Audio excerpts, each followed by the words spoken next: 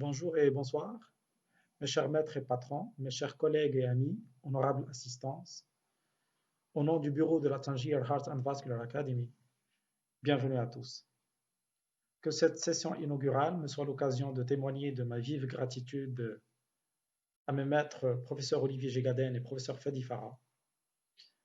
J'étais chez eux en 2008-2009 à Lyon, et chez eux j'ai appris toutes les règles de la chirurgie cardiaque moderne qui me servent au quotidien depuis. Je les remercie énormément également d'avoir participé activement à cette manifestation. Sans leur présence, on ne serait pas là aujourd'hui. Au nom du bureau et au nom du public TEVA également, je tiens à remercier vivement professeur Ismail Al-Hamamsi de Mount Sinai de New York d'avoir accepté et répondu favorablement à notre invitation et sans aucune hésitation. Sa participation active a boosté mon enthousiasme pour réussir un tel projet. Très cher public TEVA, c'est un immense honneur pour moi de vous regrouper tous sur la même plateforme avec des orateurs aussi brillants qui vont illuminer de leur savoir et de leur expérience combien riche notre plateforme africaine. Aujourd'hui, on traitera les aspects chirurgicaux des anévrismes de la racine de l'aorte et de l'aorte ascendante. Et sans plus tarder, on passera la parole à mon maître, professeur Olivier Gégaden, qui va nous parler de la technique de Bentall. Lui succédera par la suite professeur Fadi Farah pour parler des techniques conservant la valve aortique dans la chirurgie de l'aorte ascendante et de la racine de l'aorte. Et on termine par l'intervention de professeur Ismail Hamamsi, qui va nous parler de l'intervention de Ross chez l'adulte. Il va nous livrer tous ses secrets puisqu'il maîtrise. On terminera bien sûr par recevoir vos questions et animer une discussion à la fin de cette manifestation. Monsieur Gégaden, à vous la parole. Merci Moussine pour cette introduction. Donc moi je me présente rapidement, je m'appelle Olivier Gégaden, j'étais professeur au CHU de Lyon pendant presque 25 ans, un peu plus de 25 ans. Et j'ai rejoint Abu Dhabi il y a 6 ans, où je suis maintenant, où c'est la nuit, où c'est 21 h pour nous. Et j'ai rejoint Abu Dhabi pour ouvrir la Cleveland Clinic Abu Dhabi avec l'équipe de Cleveland, Ohio. Je suis resté avec eux pendant 3 ans et puis maintenant j'ai rejoint le groupe Mediclinic Middle East où je travaille essentiellement à Abu Dhabi et un petit peu à Dubaï. Je vais rester encore là pendant 2-3 ans, aider mes élèves de la région comme Moussine, parce que c'est plus près. Et puis après, je pense que je rentrerai en France. Voilà mon cursus et ma présentation rapide. Donc je vais lancer peut-être ma présentation. Avant de rentrer dans le vif du sujet sur la technique de Bentall, je voudrais simplement rappeler brièvement certains points qui me paraissent essentiels concernant la pathologie de l'aorte, de la racine de l'aorte et surtout la stratégie chirurgicale qu'on doit avoir par rapport à cette pathologie. Comme vous le savez, la plupart des patients en fait sont des patients qui sont asymptomatiques et la chirurgie est une chirurgie qui est préventive. Donc, comme pour toute chirurgie préventive, en fait, c'est l'évaluation du risque-bénéfice entre le risque de la chirurgie et le risque de la survenue d'un événement aigu. Et on sait que la survenue de l'événement aigu, c'est la dissection aortique. À ce moment-là, à la fois la stratégie chirurgicale est complètement différente et surtout le pronostic périopératoire est complètement différent. Donc, en fait, chaque fois qu'on parle de cette chirurgie, il faut avoir en tête cette évaluation risque-bénéfique. Oui. C'est sûr que le risque chirurgical dépend essentiellement de l'expertise du chirurgien et de l'équipe chirurgicale. Et cette évaluation risque-bénéfique, en fait, c'est la base des guidelines. Tout le monde connaît ces guidelines, donc je ne vais pas tellement rentrer dans le détail. Simplement rappeler qu'elles sont basées essentiellement sur le diamètre de l'aorte ascendante, avec un cut-off qui est évalué à 50 mm pour les marfans et à 55 mm pour les autres patients. Il ne faut pas oublier que dans les guidelines, ce sont des critères, des cut-offs qui sont déterminés à partir du moment où on observe plus exactement une augmentation du risque d'événements aigus. Ça ne veut pas dire que ce risque n'existe pas avant. Et pour moi, je reste assez fidèle aux critères anciens. C'est-à-dire que je pense que lorsque l'équipe chirurgicale est capable d'assurer une stratégie opératoire avec un faible risque. Anticiper un peu l'indication est parfois préférable, plutôt que d'attendre ces cut-offs qui, je le rappelle, sont simplement des cut-offs d'augmentation de risque. Donc, il faut garder ça à l'esprit. Et le risque existe même préalablement à ces cut-offs. L'autre élément que je voudrais rappeler, et je pense que Fadi en parlera plus parce que c'est plus le domaine aussi, enfin c'est plus important dans la chirurgie conservatrice, mais la racine de l'aorte a une structure anatomique bien particulière et relativement complexe du fait de toutes les structures qui existent, l'anneau aortique, les valves aortiques, les sinus de Valsalva, la jonction sinotubulaire, c'est bien sûr les ostiums coronaires, et puis la proximité à la fois du ventricule gauche et aussi de la valve mitrale. C'est une anatomie du cœur ou une région du cœur qui a une dynamique qui est particulière. Il y a beaucoup d'études qui ont été faites, il y a beaucoup encore d'inconnus sur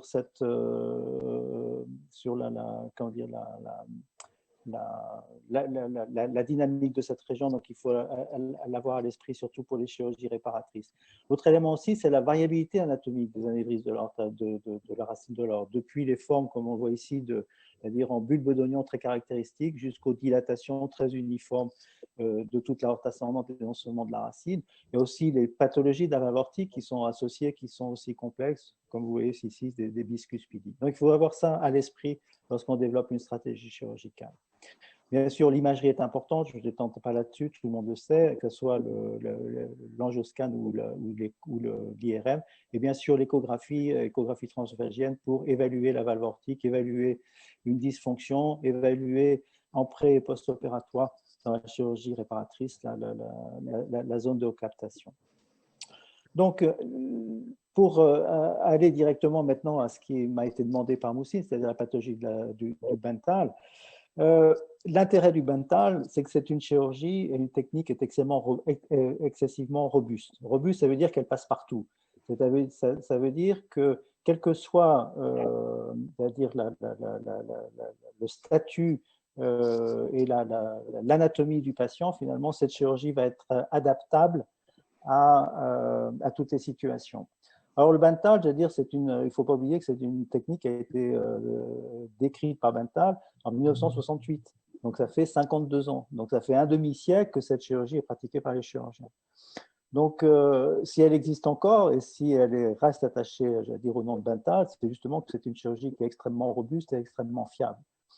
Et au niveau de la technique chirurgicale elle-même, il n'y a pas grand-chose à dire parce que, j'allais dire, tout le monde, tous les chirurgiens cardiaques utilisent cette technique ou au moins l'utiliser une fois. Dans le temps, je dirais, et moi j'ai connu ça au début de mon assistanat, on fabriquait nous-mêmes nos tubes valvulés, c'est-à-dire qu'on cousait à l'intérieur du tube une valve mécanique ou une valve biologique, la plupart du temps mécanique, avec un surjet continu, puis ensuite on implantait le tube. Et puis l'industrie a répondu à la demande en développant ces tubes composites. Au départ, essentiellement avec des tubes, avec des valves en carbone biliflette. Et puis maintenant, il y a Terumo qui a développé cette valve qui est intégrée dans un tube prothétique, Valsalva, une valve porcine. Et si on veut utiliser une valve, par exemple, péricardique, eh bien, on refait les anciens tubes comme avant. Au niveau de la technique proprement dite, j'ai commencé à implanter des tubes avec 3 surjets de Prolen 3.0, c'était la technique basique. Et puis maintenant, j'en suis venu, comme la plupart des chirurgiens, à implanter ces tubes avec des points patchés, comme on le fait pour beaucoup de valves aortiques. C'est-à-dire que l'implantation du tube, en fait, doit être pratiquement identique à l'implantation d'une prothèse en position aortique. La particularité qui s'est développée par rapport au Bentall, c'est ce qu'on appelait le Bentall modifié, qui est lié à l'isolement en collerette des ostiums coronaires pour faciliter leur réimplantation. Initialement, et c'est comme ça que j'ai appris, on gardait toute la coiffe aortique. Les boutons coronaires étaient réimplantés latéralement sur le tube et on faisait un manchon à la fin de l'intervention de la coque résiduelle de l'aorte, de l'anévrisme, pour entourer le tube et assurer une meilleure étanchéité. Alors, le devenir et le développement des coques chirurgicales a transformé, j'allais dire, cette technique chirurgicale. Ça a permis de développer cette technique des boutons. L'avantage de cette technique des boutons, c'est que l'implantation des ostiums coronaires est beaucoup plus facile. On peut mobiliser les ostiums coronaires. Ça diminue aussi le risque de torsion des ostiums. Donc, voici quelques vues opératoires qui sont très classiques. Et ici, on voit un peu plus les ostiums, les boutons réimplantés en latéral, qui permettent d'avoir une mobilisation. Et maintenant, la tendance actuelle, et ce que tout le monde fait, et là, c'était un cas de dissection, c'est de réséquer au maximum le tissu aortique, d'enregistrer le moins possible, ce qui permet d'avoir un bon accès en cas, par exemple, d'une chute hémorragique. C'est beaucoup plus facile de remettre un point si on a tout sous les yeux que si c'est caché au milieu d'un manchon. Et puis, le développement des cols chirurgicales a transformé, bien sûr, cette technique. Voici en fin d'intervention. Moi, je suis assez partisan de couvrir l'anastomose distale par une attelle circonférentielle de téflon, qui permet de renforcer l'hémostase immédiate et puis qui permet aussi d'éviter ou de diminuer le risque d'anévrisme anastomotique secondaire et puis éventuellement des dilatations secondaires de l'aorte distale, mais aussi d'un contrôle post-opératoire. Alors, du fait que cette chirurgie a été décrite pendant et utilisée depuis près de 50 ans maintenant, finalement, il n'y a plus beaucoup d'articles qui concernent le Bentall. C'est assez curieux. Et lorsqu'on recherche dans la littérature, il n'y a pas grand-chose. La dernière méta-analyse, grosse méta-analyse que j'ai trouvée, elle date de 2016 et elle couvre la période depuis l'origine, c'est 1968 jusqu'à 2012, et avec un peu moins de 8000 malades. Elle est consacrée essentiellement sur le Bentall mécanique. Et vous voyez avec une étiologie assez, assez classique, avec 15% de dissection, 34% de gestes associés. Dans cette série, la mortalité précoce est évaluée à 5,6%.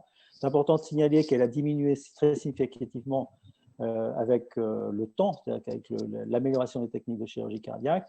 Pour mémoire quand même, pour nous, ça reste européen, ça reste des chiffres importants, une mortalité de 5,6%. Aux États-Unis, dans le STS database, la mortalité du Bentall est à 7 et quelques pourcents, 7,6 ou 7,9, je ne me souviens plus. Non, même plus, 8,9%. Donc pour nous, c'est des chiffres qui sont importants. On n'a pas habitué en Europe à avoir une mortalité telle qu'elle. Peut-être aussi du fait de la disparité des centres aux États-Unis, il y a beaucoup de petits centres aux États-Unis. Dans cette série, ce qui est important, ce qui m'a paru un peu intéressant de souligner, c'est le taux important des bas débits cardiaques, peut-être lié à des problèmes de protection myocardique. On sait que la protection myocardique était moins bonne dans le temps, et que peut-être lié aussi à des problèmes de réimplantation coronaire. L'autre élément de cette série, de cette grosse méta-analyse, c'est qu'elle montre que bien que le Bentall soit une chirurgie robuste, si je puis dire, qui passe partout, c'est son intérêt, le suivi après n'est pas un long fleuve tranquille. On voit qu'il y a un taux annuel de mortalité qui est quand même de 2%. Et plus intéressant de souligner, c'est le taux des complications liées à la présence d'une prothèse mécanique, que ce soit les complications hémorragiques ou les complications thromboemboliques. Et que ces taux-là, qui persistent avec le temps, doivent nous faire peut-être évoluer maintenant, non plus sur des des Bentall mécaniques, mais des Bentall par bioprothèse, et j'y reviendrai tout à l'heure. Et lorsqu'on compare les Bentall biologiques et Bentall mécaniques, c'est l'intérêt de cette série-là qui vient de l'équipe de David de Toronto. On s'occupe pour le moment simplement de regarder les chiffres de Bentall biologique versus Bentall mécanique. Alors, c'est une série qui est très particulière, on en reparlera tout à l'heure, dans la comparaison avec la valve sparring operations. Ce sont des patients à faible risque, c'est-à-dire qu'il n'y a pas de dissection, il n'y a pas d'indication urgente, il n'y a pas de patients pas de patients plus âgés de 70 ans. Donc, vraiment, population à faible risque, très faible risque. On voit que le risque opératoire est très faible, ce qui correspond un peu à la réalité. Maintenant, le risque du Bentall, c'est au maximum de 1% chez un patient sans comorbidité. Et ce que l'on voit, c'est qu'après, ensuite, c'est que l'espérance de vie ou la survie après le Bentall, finalement, il n'y a pas de différence entre les valves biologiques et les valves mécaniques, d'une certaine façon. Donc, l'évolution à long terme est à peu près identique. Mais c'est ce qui est vrai, on retrouve des différences pour simplement les problèmes valvulaires, en fait. C'est le risque d'accident hémorragique est beaucoup plus important avec les prothèses, avec le Bentall mécanique, par rapport au risque de réintervention qui est beaucoup plus important en cas de Bentall biologique. Donc moi, personnellement, à l'heure du TAVI maintenant, je pense que pour éviter l'incidence de ces accidents thromboemboliques et hémorragiques liés à la valve mécanique, je pense qu'il faut évoluer de plus en plus vers des bentales biologiques. C'est ce que j'ai tendance à faire. Et après, secondairement, en cas de dégénérescence de la valve biologique, envisager une possibilité de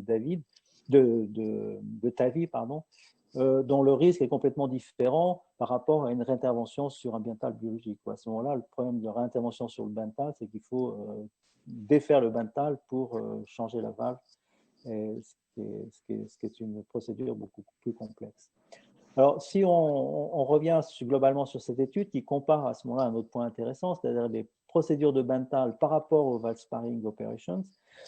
La particularité, j'ai dit que c'était une série à très faible patient à très faible risque et que l'indication de valve sparing était surtout question de chirurgien, c'est-à-dire que c'était le chirurgien qui avait plus d'expérience, qui faisait plutôt une valve sparing plutôt qu'un bental, et en fonction également de l'état de la valve aortique, c'est-à-dire que s'il y avait par exemple dans le bental, il y avait plus de patients qui avaient des bicuspidies ou des patients qui avaient des insuffisances aortiques modérées.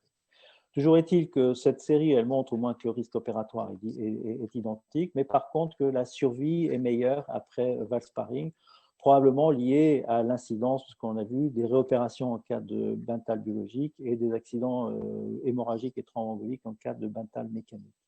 Et lorsque on analyse comment dire,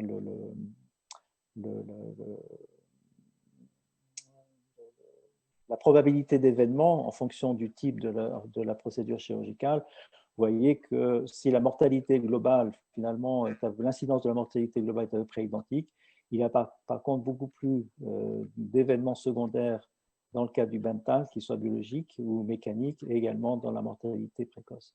Donc, cette série, qu'est-ce qu'elle veut, en résumé, qu'est-ce qu'elle dit? Elle dit que le risque opératoire, finalement, n'est pas tellement différent en fonction de la valve sparing ou du bental, et que si on tient compte, finalement, des bonnes indications.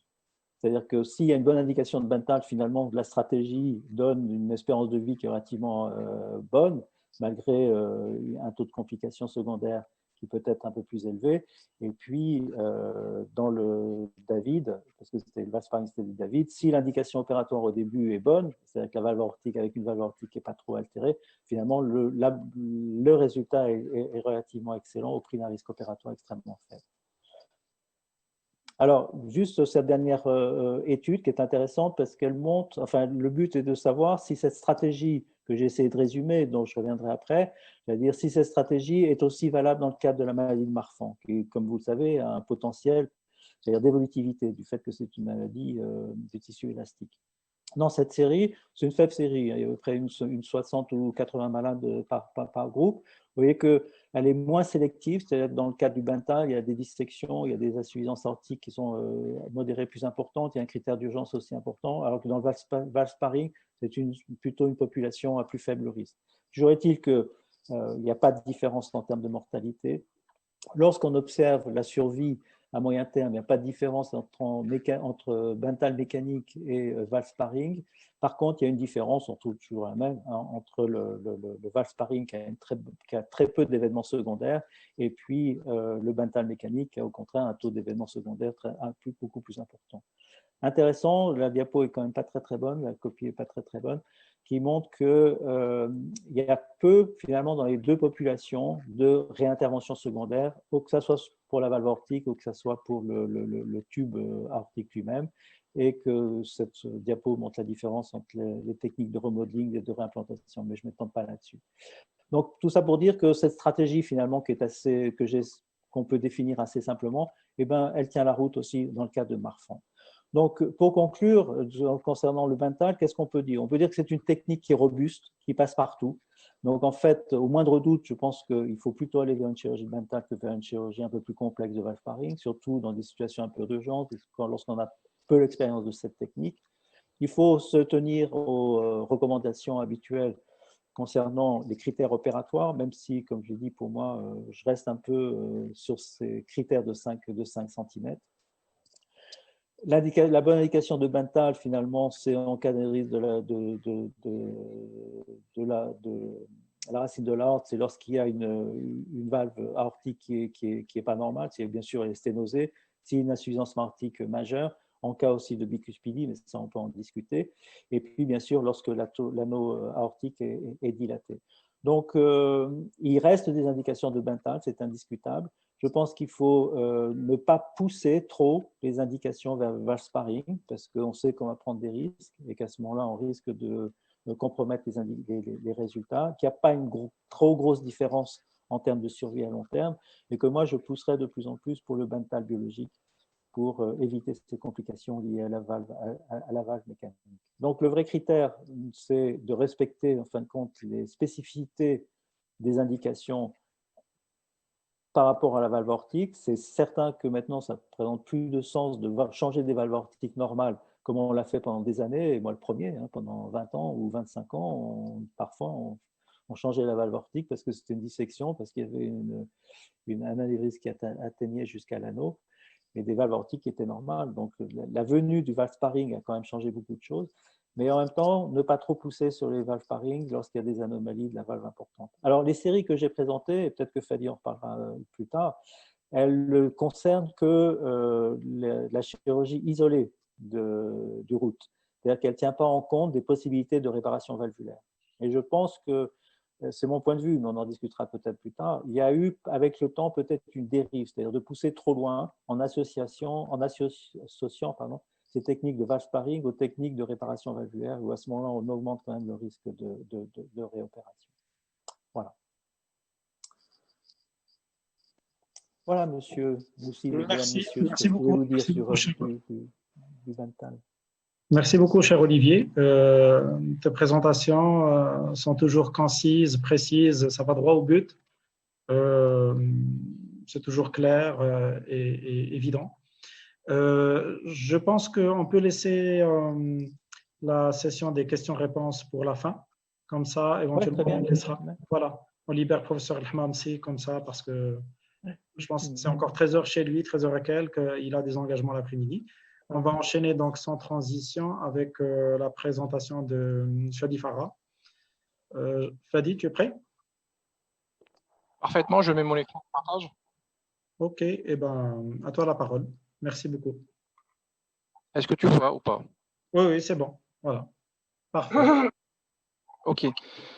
Écoute, merci déjà beaucoup, Martine, d'avoir pris cette initiative. C'est extrêmement intéressant. Et puis, d'autant plus que finalement, les choses ne se passent pas si mal quand on est un tout petit peu en distanciel. C'est plutôt assez intéressant. On a découvert ça cette année. Et puis, on apprend autant que si jamais on est tassés les uns sur les autres dans les congrès. Donc, en termes de présentation rapide, je m'appelle Fadi Farad. Je suis chirurgien à l'hôpital Louis Pradel à Lyon. J'ai fait ma formation médicale d'interne à Paris et je suis arrivé à Lyon en 2000 dans le service d'Olivier Géguéden. Et voilà, depuis, je suis là. Topic principal d'activité qui est celui de la racine aortique. Et donc, du coup, je te remercie de m'avoir demandé de faire cette présentation sur quelque chose qui interroge, parce que c'est quelque chose qui, à mon sens, depuis finalement qu'il a été mis au point il y a quasiment 40 ans maintenant, continue à évoluer. Logiquement ou pas logiquement, on verra un tout petit peu les choses après. Donc finalement, le questionnement aujourd'hui, c'est, je vais commencer, comme a fait Olivier, de vous parler un tout petit peu des différentes approches qui existent actuellement dans la racine de l'aorte. Et pour pouvoir comprendre un tout petit peu mieux pourquoi on fait ce type d'approche, il faut déjà comprendre ce que c'est qu'une racine aortique. On a l'impression que c'est simplement un tube sur lequel est collé un clapet qui s'ouvre et qui se ferme au gré du passage du sang. C'est un tout petit peu plus compliqué que ça. Olivier l'a ébauché tout à l'heure. Je vais vous montrer quelques images anatomiques où vous allez peut-être un tout petit peu mieux comprendre, et ce qui vous permettra également de savoir pourquoi on va s'engager plutôt dans une voie qu'une autre, selon les types de patients, selon les types anatomiques et selon ce qu'on espère faire.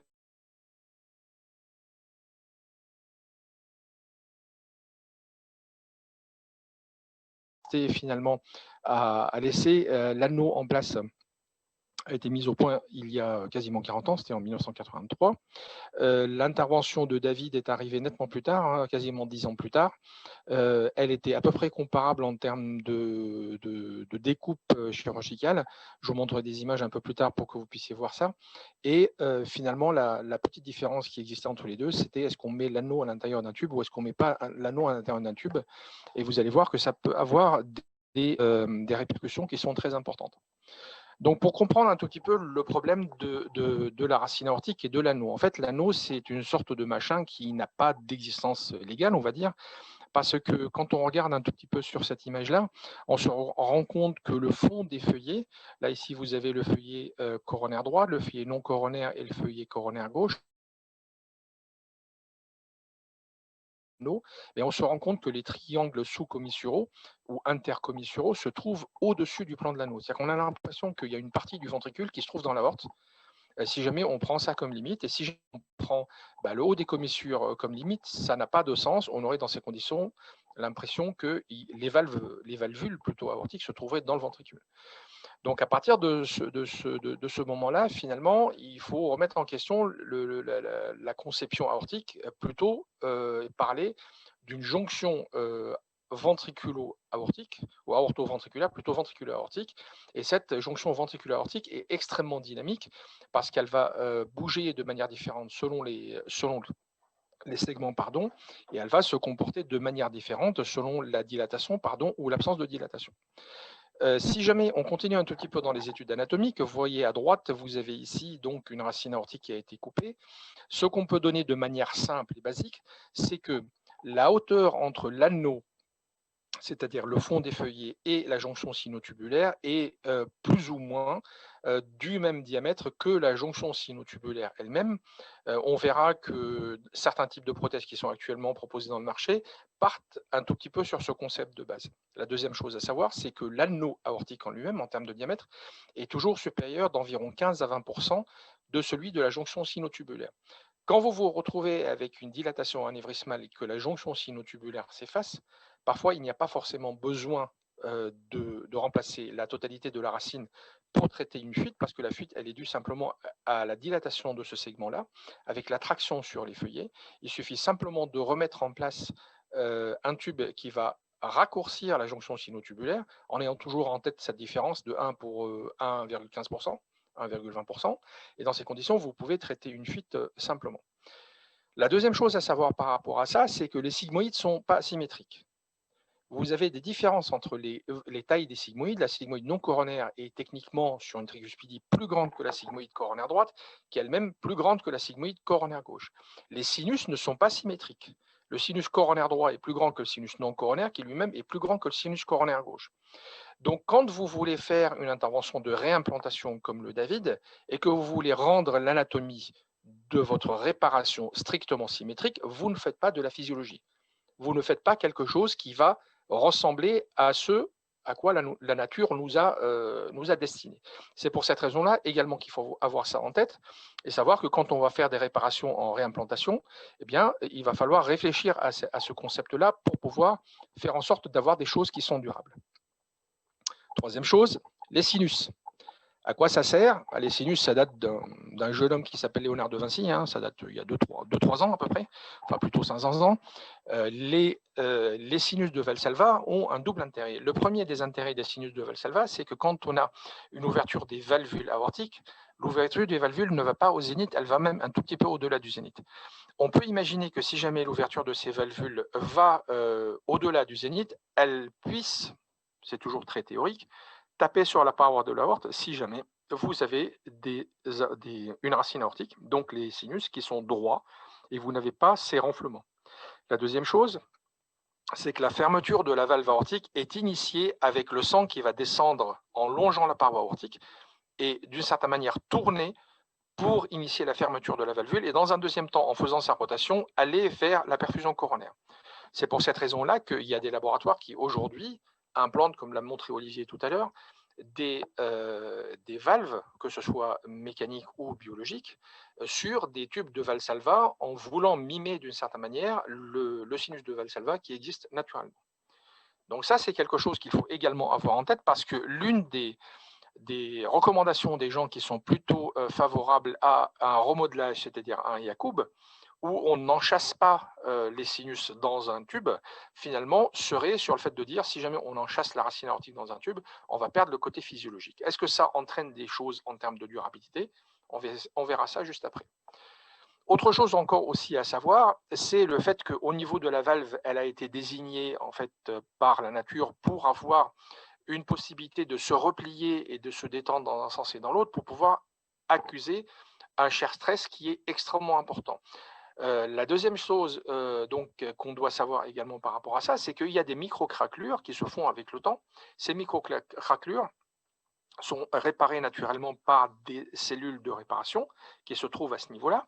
Quand on va remplacer une valve aortique par une bioprothèse, le profil hémodynamique est au taquet par rapport à ce qu'on peut imaginer. Mais le problème simplement, c'est que les cellules de réparation n'existent pas, ce qui peut expliquer le fait qu'une bioprothèse dégénère, en dehors du fait du traitement par la glutardéhyde, en dehors du fait que ce soit de l'animal avec des micro-réactions de xénorejet, enfin tout ce qu'on peut imaginer. Mais de base, la régénération tissulaire au niveau des valvules n'existant pas dans la valve biologique, elle dure potentiellement moins longtemps qu'une valve naturelle. Donc, de l'idée d'essayer coûte que coûte de garder la valve naturelle, même si techniquement on a l'impression qu'elle n'est pas très belle ou que techniquement on a l'impression qu'elle fuit beaucoup et qu'elle ne puisse pas être réparable. Donc, pour finir finalement avec cette approche physiologique, la racine aortique est quelque chose qui est extrêmement mobile. Ça va bouger dans tous les sens quand on va avoir une éjection, une diastole. Il y a des temps de relaxation quand on est en fin de diastole et en fin de systole. Et en fait, cette racine aortique va avoir des rotations dans tous les sens de l'espace, aussi bien en antéro-postérieur qu'en supérieur-inférieur, qu'en rotation pure. Et ce qui explique également que ça doit avoir un côté dynamique qui a poussé les gens à essayer de favoriser plutôt le Yacoub, qui laisse la mobilité de l'anneau par rapport au David. Est-ce que ça entraîne véritablement des conséquences en termes de longévité? On jettera un coup d'œil dessus immédiatement après. Donc, les implications potentielles de la chirurgie conservatrice, en fait, on va abandonner rapidement tout ce qui est lésions sténosantes rhumatismales, les lésions tumorales. On va plutôt aller sur des lésions fuyantes. La chirurgie conservatrice de la racine, elle est aussi bien faite pour traiter une dilatation de la racine aortique qu'une pathologie de la valve aortique en elle-même sur le mode de fuite. Donc, on peut avoir tout, plus ou moins. Il y a différents référentiels qui vont nous mener dans un sens ou dans l'autre. On va voir que finalement, ces référentiels-là peuvent éventuellement être discutés de manière générale. Je vais vous présenter, comme je vous ai dit très rapidement, ces approches. L'approche de Yacoub qui a été décrite donc une fois de plus en 1983. En fait, c'est une approche qui est très simple. On va découper la racine aortique, on va détacher deux ostia coronaires, droite-gauche. Ensuite de ça, on va suivre le plan des feuillets valvulaires, on va suivre le plan des commissures en laissant 3 à 4 mm de rémanent aortique au-delà de ce plan d'anneau. Ensuite de ça, on va prendre un tube qu'on va mesurer par rapport à l'anneau lui-même. Et ensuite de ça, on va trifolier ce tube pour faire une suture qui va aller simplement suivre ce qu'on a fait comme découpe. Vous voyez un tout petit peu comment ça se passe. C'est quelque chose qui semble techniquement pas très complexe parce qu'on suture à vue ce qu'on est en train de faire. D'accord? Et la finalité au-delà de ça, c'est qu'on va réimplanter les ostia coronaires comme dans l'intervention de Bentall. Ce qu'on voit ici est quelque chose qui, normalement, va garder une certaine mobilité des sinus et une certaine mobilité de l'anneau qui lui-même, finalement, est totalement libre et n'a pas été contraint par un tube. La différence, dans ce qu'on appelle la réimplantation, la découpe est exactement la même que dans le Yacoub, à la seule différence qu'on va passer des points de fil qui sont passés en U en dessous de l'anneau aortique, qu'on va sortir en U à l'extérieur de l'anneau aortique. On va attacher un tube qu'on va descendre très bas pour enchasser l'anneau aortique dans ce tube-là. Une fois qu'on a fait cela, les petits rémanents aortiques de 3-4 mm, on va les suturer à l'intérieur du tube par des sutures en va-et-vient que vous voyez ici, que vous devinez. Alors, on les fait de la manière qu'on veut, ça, il n'y a pas de technique claire, mais la manière à laquelle on trouve ça simple. Et puis ensuite de ça, on va réimplanter les ostia coronaires et on finit, comme l'intervention de Bentall, avec une suture distale. Voilà la différence majeure entre les deux approches. Maintenant, une fois qu'on a dit ça, on va essayer de voir un tout petit peu ce qu'on peut en tirer comme conclusion. Quand on fait un remodelage, donc un Yacoub, on n'a pas besoin de disséquer très bas, il suffit de couper dans l'aorte et de coudre dans l'aorte. Donc il n'y a pas de dissection aortique extensive, ce qui est le cas dans le David parce qu'il faut descendre très bas pour pouvoir mettre le tube autour de l'anneau aortique qui est quand même d'une part au niveau de l'artère pulmonaire, devant dans le ventricule droit, derrière un tout petit peu sur le toit de l'oreillette gauche. Donc il y a quand même des segments qui sont à disséquer, qui peuvent parfois être un tout petit peu sioux et qui peuvent entraîner certaines blessures qui peuvent être réparées le plus souvent facilement, mais il faut le savoir. Le risque de saignement, par contre, à partir du moment où on est en train de coudre, si vous voulez, un tube sur des morceaux de l'aorte, il est plus important dans le Yacoub par rapport au David, parce que là, en l'occurrence, les morceaux d'aorte sont cousus dans le tube et donc, du coup, ils sont protégés du saignement. On réduit dans les deux cas la jonction sinotubulaire. Dans le Yacoub, on va garder des néosinus, ce qui n'est pas le cas dans le David. on va laisser la mobilité de l'anneau dans l'Yacoub par rapport au David, mais par contre, dans le David, on stabilise l'anneau de la dilatation, chose qu'on ne fait pas avec le Yacoub. Donc, finalement, quand on regarde la stabilisation de l'anneau dans l'Yacoub, son absence entraîne un risque potentiel de dilatation annulaire à moyen terme. Et d'autre part, à partir du moment où on n'a plus de mobilité de l'anneau, on risque éventuellement des lésions valvulaires dans le David. Ça, c'est tout ça une théorie. Maintenant, on va voir chez quel patient finalement ça va arriver. J'ai une étude majeure à vous montrer, c'est celle de David de 2010 en fait. Et ce qui est intéressant dans cette approche-là, c'est qu'il y a eu 5 évolutions de la technique Princeps qui a été décrite en 1992. Et le David 3 et le David 2 correspondent en fait à l'approche de Yacoub. Finalement, ce sont des patients majoritairement jeunes. Il y a 40% de Marfan, il y a 17% de dissection, il y a des bicuspidies. Il y a quand même plus d'une plastie sur 2 patients. C'est quand même assez important. Et ça, c'est quelque chose qu'on ne retrouve pas généralement dans la totalité des séries. On a l'impression que plus on fait de plastie de réparation, plus il y aurait éventuellement des stabilités au long terme de la qualité de la réparation.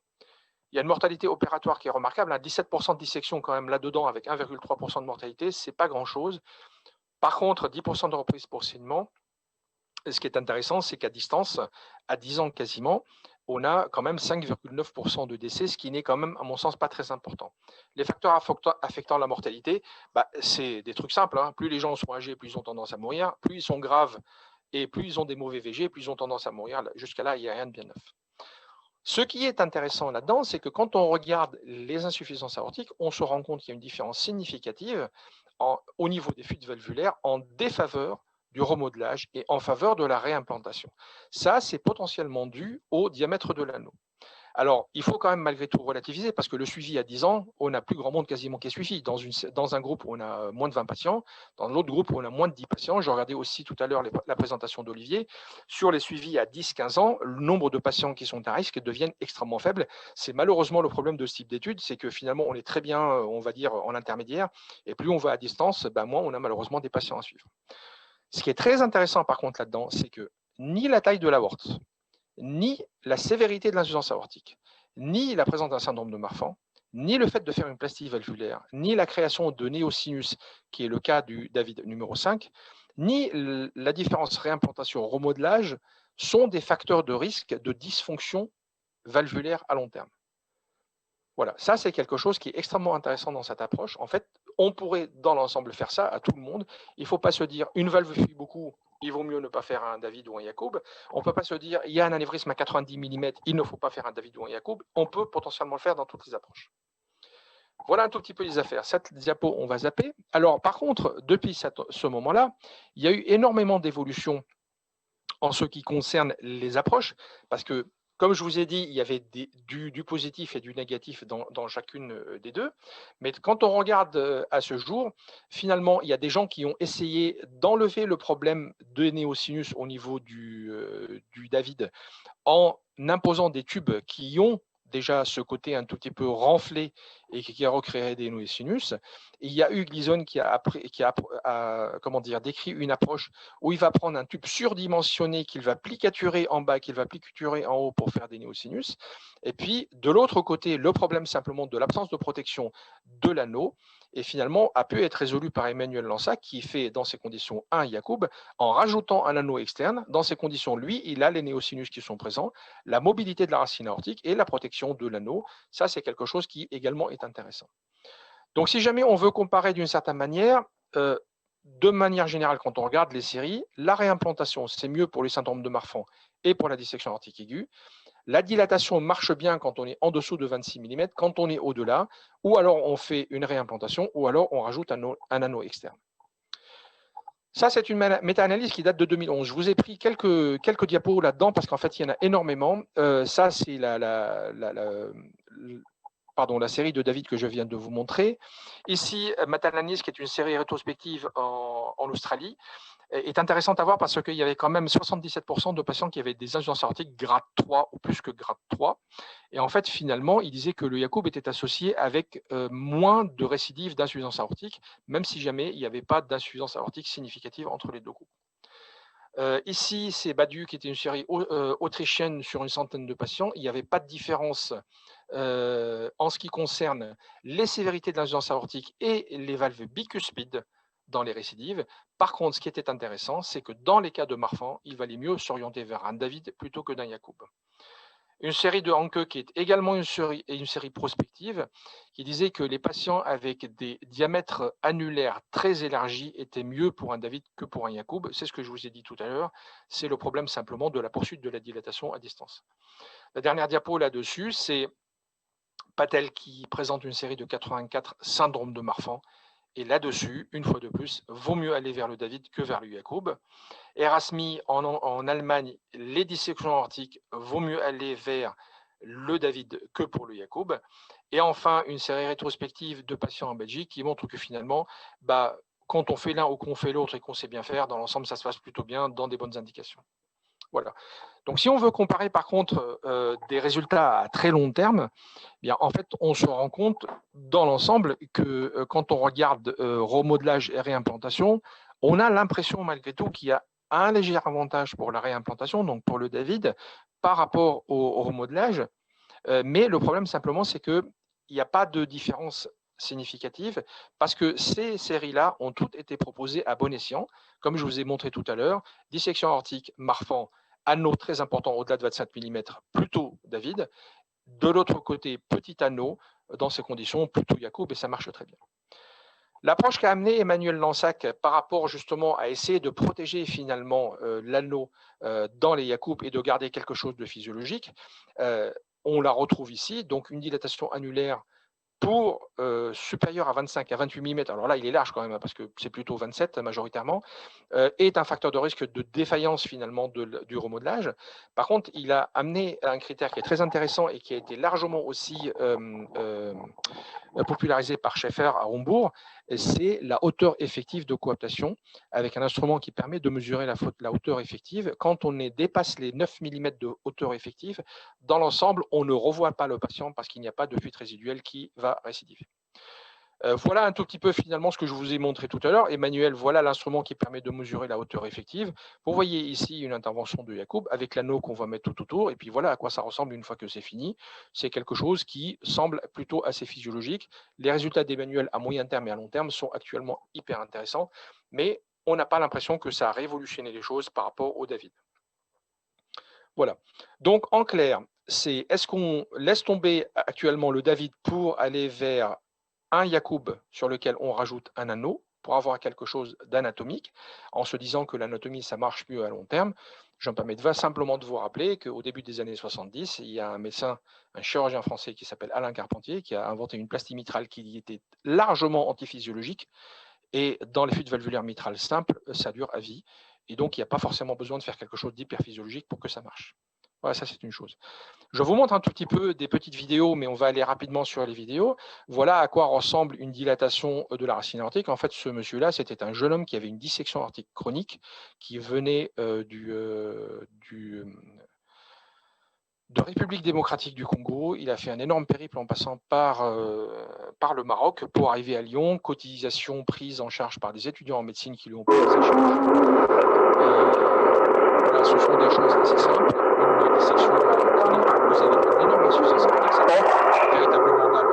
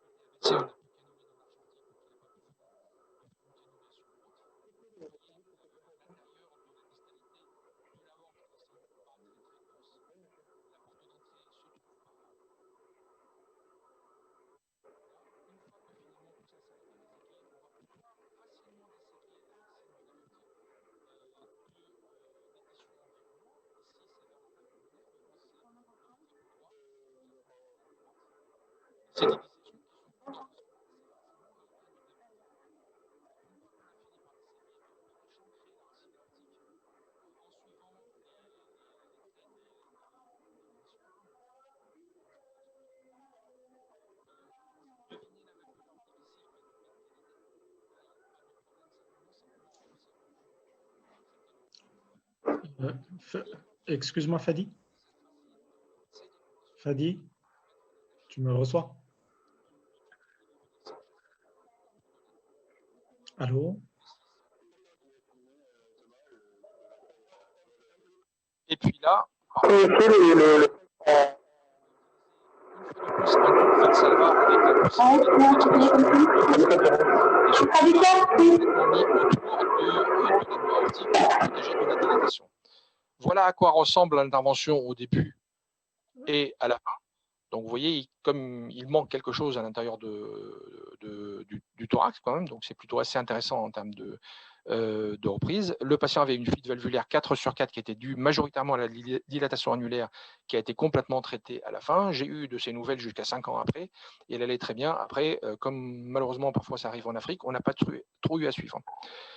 Je voulais vous montrer ces images parce que je pense qu'elles sont extrêmement intéressantes. À gauche, on a ici un David avec un tube Valsalva. Vous voyez finalement les nœuds sinus, on a l'impression malgré tout qu'on les recrée. Donc c'est peut-être pas simplement un gadget marketing que d'avoir ce tube Valsalva. Est-ce que véritablement ça s'expand? Est-ce qu'il y a une mobilité? Je pense qu'à partir du moment où il y a une fibrose autour de l'aorte, une fois qu'on a fait notre chirurgie, je ne suis pas particulièrement sûr qu'il y ait une expansion, mais quoi qu'il en soit, il y a ces sinus. Ces deux valvules-là que vous voyez, ce sont deux patients que j'ai opérés d'un David. Celui-là pour une dissection, celui-là pour une chirurgie standard, qu'il a fallu reprendre quelques années plus tard pour des chirurgies d'arche aortique qui se sont dilatées. Et vous voyez à quoi ressemble une valvule de David à 4 ans et à 7 ans. Quand on les voit, on a l'impression que ce sont des bioprothèses. En fait, ça peut être des choses qui sont parfaitement durables et il ne faut pas avoir peur, surtout dans le cadre de la dissection, d'y aller chirurgicalement. Donc, si jamais je veux vous faire un résumé, la réimplantation, donc le David, c'est les syndromes de Marfan et la dissection. Le remodelage, c'est des anneaux petits jusqu'à 26. Et quand on est dans le cadre d'une valve bicuspide, je pense qu'on peut faire les deux. Il n'y a aucun problème à partir du moment où on respecte les règles qu'on a émises un tout petit peu plus haut. Un petit mot de David, finalement, qui dit que avec l'augmentation des habitudes actuelles, finalement, on commence à avoir des résultats qui sont excellents à long terme dans les deux cas. Donc, il ne faut pas être sectaire et dire c'est plutôt ça ou c'est plutôt ça. Il faut faire ce qu'on a l'habitude de faire. Donc, pour finir et en conclusion, est-ce qu'on va faire une réimplantation ou un remodelage? Je vous dirais, on peut faire une réimplantation ou un remodelage. Voilà. Merci, Marcin. Merci à toi, cher Fadi. Comme d'habitude, d'excellentes présentations, une excellente iconographie. J'en garde quelques-unes d'ailleurs. Et puis, j'ai eu un plaisir à voir le fameux clan avec les patins bleus qui protègent un peu l'aorte.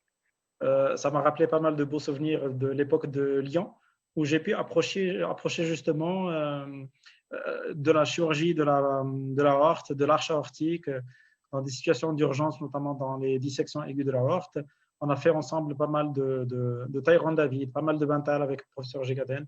Ça a toujours été donc un plaisir. Alors, je crois que le public doit avoir quelques questions par rapport à ça. On laissera pour la fin, comme pour la présentation de M. Olivier Gigaden. Et on enchaîne tout de suite avec le professeur Ismail Hamamsi, qui va nous parler de l'intervention de Ross.